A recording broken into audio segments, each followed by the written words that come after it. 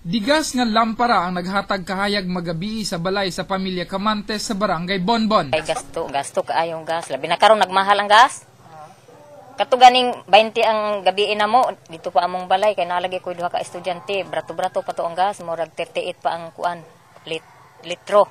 O nya karon kay 60 na bi ang litro. Mas dako na karon. Hangtod karon nga nagkaapo na si Ginang Norminda, wala paghihapoy kaugalingong koneksyon sa kuryente. Ang balay nga iyang anak na ang nagpuyo karon. Kayo ang kuryente gamit. Lipay mo karon nga mga tawran? Ay anak gyud nalipay nga dito akong anak ang giingnan nga.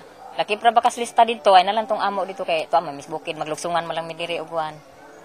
Tuig 2006 pagisugdan ang energization project dinhi sa barangay Bonbon. Sa purok Matinaw Bonbon lang, 28 ka balay ang wala pay kaugalingong koneksyon sa kuryente. Kining sa Purok 8 Mount Mayapay, ang potential house connection ani niya mo abot sa 60 house connection ang maka-avail niya ini. Og napay mga dugang pa siguro kay basik kay na may suga di daghanay mo puyo diha. Og bisan tauran man og linya, lisod sa mga tagbalay ang panggasto sa house wiring. Tingin mo lang ang gamay, ato pagimpunan o kanang suga sa kada panimay.